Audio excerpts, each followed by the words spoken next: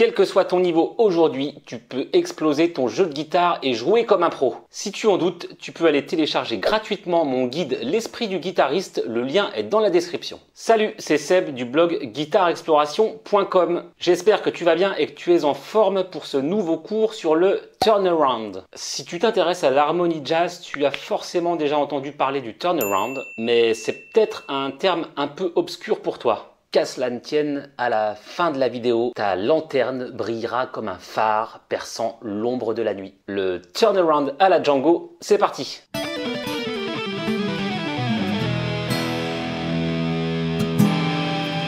J'ai écrit un article complet sur le blog, tu peux aller le voir, ça te permettra également de télécharger la partition de ce cours, le lien est dans la description. Ici, je vais te faire la version courte. Alors le turnaround, c'est une cadence harmonique qui s'étend sur 2 mesures et qui est placée en fin de section. Sur le morceau Coquette, par exemple, il est placé ici. Les 2 dernières mesures de ces sections sont des espaces de respiration, de flottement et en général, il n'y a pas de thème. Le thème est plutôt réparti sur les 6 premières mesures, comme dans Coquette ou Take the A-Train. Ça permet d'aérer le morceau, de faire des phrases plus musicales et par la même occasion, le chanteur ou n'importe quel instrument avant peuvent reprendre tranquillement leur souffle. Du coup, on s'est demandé ce qu'on pouvait jouer comme harmonie à ces endroits-là. Et vu qu'il n'y a plus de thème, en fait, on peut jouer à peu près tout ce qu'on veut. L'idée étant quand même de trouver une progression d'accords qui tourne autour de la tonique, d'où le terme anglais turnaround. En français, on appelle ça un anatole. Et surtout, cette progression va permettre de relancer une nouvelle section ou carrément le début du morceau. Donc on va faire comme si on inventait le jazz.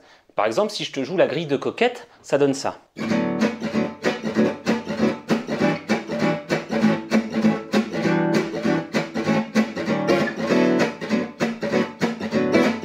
Donc là, tu as vu que sur les 2 dernières mesures, je suis resté sur l'accord Ré. On peut faire ça, c'est un peu ennuyeux, mais ça marche. Ensuite, à cet endroit-là, on pourrait essayer le mouvement 1-5.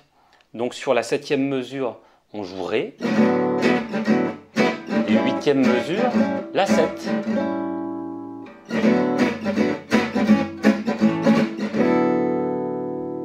De cette progression, on pourrait naturellement jouer celle-ci. Donc une mesure de Ré, ensuite Si bémol 7, la 7. Donc en fait on approche la dominante au demi-ton supérieur, tout simplement. Si tu restes sur l'idée du mouvement 1-5, 1-5, plutôt que de faire Ré une mesure, la 7 une mesure, on va faire Ré, La, Ré, La, et on revient sur Ré. Donc Ré, La dans une mesure, Ré, La dans une 2e mesure. Et c'est ce que fait Birelli dans son solo sur Coquette, on va voir ça plus loin dans la vidéo. Et après, on s'est rappelé qu'il y a un truc qui s'appelle le cycle des quintes ou des quartes, ça dépend dans quel sens tu le lis, sens horaire ou anti-horaire, et on va tomber là-dessus. 1 qui va sur 6, qui va sur 2, qui va sur 5, et qui retourne sur le 1. En fait, dans le cycle des quartes, c'est plus exactement 3 qui va sur 6, 2, 5, 1. Mais 3, en fait, quand tu regardes, c'est la même chose que 1. C'est une substitution diatonique. Ça veut dire que les accords sont interchangeables. Pour moi, d'ailleurs, Si mineur 7, en fait, c'est un Ré, sauf que la sixte, elle est à la basse. Si on joue Ré 6, ça fait ça. Cette note-là, je peux la mettre à la basse. Ça nous donne un Si mineur 7. Et là, on a quelque chose de carré.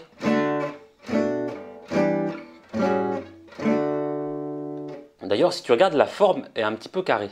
Et c'est ce qu'on appelle le turnaround. Ça sera la base autour de laquelle on va pouvoir construire d'autres progressions d'accords, d'autres turnarounds, plus ou moins complexes. Par la suite, ça va même devenir une forme complète de 32 mesures qu'on va appeler Rhythm Changes, en hommage à la grille de I Got Rhythm de George Gershwin. On verra ça dans d'autres vidéos, mais en gros, c'est un enchaînement de turnaround sur 32 mesures, et plus juste 2 mesures. Il y a également des Christophe et un pont qui est lui-même un turnaround de 8 mesures avec que des accords de dominante cette fois.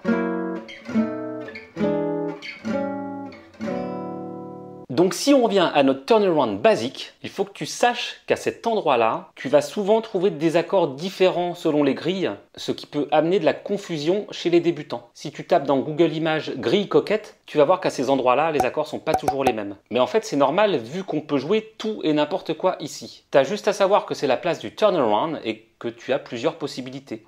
C'est un petit espace de liberté. Voyons maintenant comment improviser sur différents turnarounds. On va commencer par le plan à la Django joué par Birelli dans son Coquette au Jazz à Vienne. Je te mets le lien au-dessus si tu veux voir mon tuto pour jouer le solo complet. Alors j'ai intitulé la vidéo le turnaround à la Django et je te montre un turnaround de Birelli. Mais Django et Birelli c'est du pareil au même. C'est un peu comme Ré et Si mineur 7 ou Mi mineur 7 et La 7. Ils sont indissociables. Si Mi mineur 7 est Django, La 7 est Birelli. Mi mineur 7 amène La 7, Django amène Birelli. Django c'est l'arbre, c'est un peu comme un gros chêne et il a semé des graines un petit peu partout. Ça a donné Stockello Rosenberg, Angelo Debar, Birelli, etc. Mais Birelli ça reste quand même The Graine. Je pense que c'est pas pour rien si l'univers lui a donné le nom de Birelli la graine. Il était en quelque sorte prédestiné. Alors dans ce plan, Birelli fait ressortir la progression qu'on a vue au début. Ré et La 7 dans la même mesure. Donc Ré, deux temps, La 7. Donc le plan c'est ça.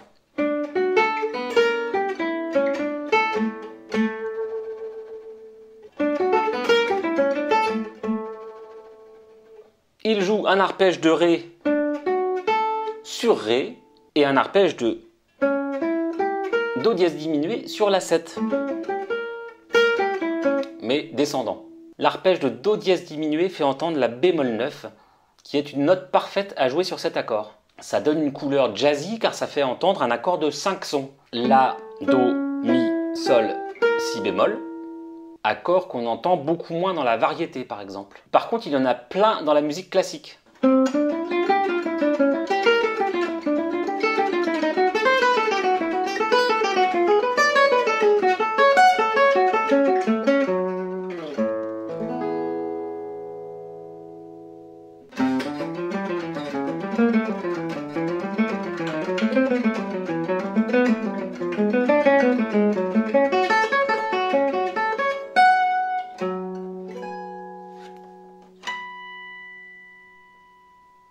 Et cette progression 1-5, on la retrouve aussi en classique dans le mouvement perpétuel de Paganini, qui au passage est un très bon exercice.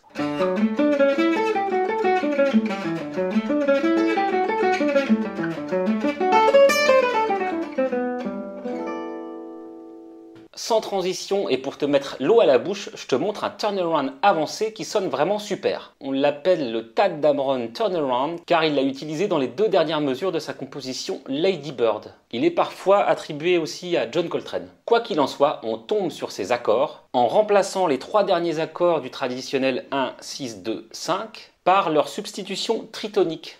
Ce qui va donner 1, bémol 3, bémol 6, bémol 2. Donc on est loin du 1, 6, 2, 5. Là ça va faire...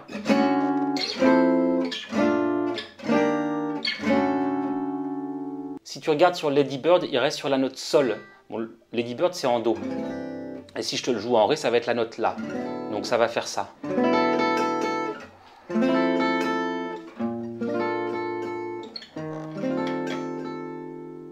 Donc c'est vraiment très beau. Par contre, c'est clairement pas aisé de faire ressortir ces accords en improvisation. Une façon simple de le faire est de jouer 4 notes toniques, secondes, tierces et quintes de chaque accord. Et là, c'est effectivement un procédé largement utilisé par John Coltrane dans son morceau Giant Steps par exemple.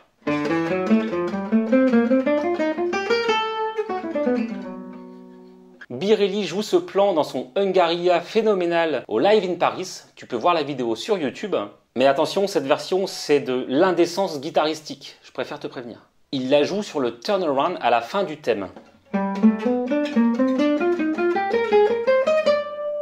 Sur un stop chorus, ça veut dire que la rythmique s'arrête. Et dans ce cas, en ajoutant cette couleur particulière, il est sûr de ne pas être en conflit avec la progression d'accords proposée par la rythmique. Mais au pire, de toute façon, dans tous les cas, ça sonne. C'est un peu le principe du jeu out. On joue des notes ou une progression d'accords différente de celle qui est proposée par la rythmique. On reviendra sur ce concept infini et passionnant dans d'autres vidéos. On note qu'on pourrait également jouer ce plan aussi bien sur des accords de septième majeur que sur des accords de septième de dominante, puisqu'on joue uniquement les degrés 1, 2, 3, 5 et aucune septième, mineur ou majeur. Donc on peut jouer ça là-dessus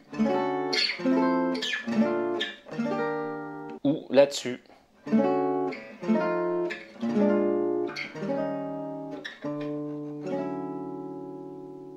Tu en sais maintenant un peu plus sur le turnaround. N'hésite pas à regarder comment tes improvisateurs préférés jouent sur ces deux mesures. Tu peux également regarder les accords que proposent les compositeurs sur ces parties de relance. Si tu veux travailler des solos sur le morceau Coquette, tu peux regarder mes vidéos sur le solo de Django et le solo de Birelli. Tu peux également laisser un commentaire si ce cours t'a aidé, ça me fera plaisir. Et je te rappelle que quel que soit ton niveau aujourd'hui, toi aussi tu peux exploser ton jeu de guitare et jouer comme un pro. On se revoit bientôt dans une prochaine vidéo. D'ici là, porte-toi bien. Ciao!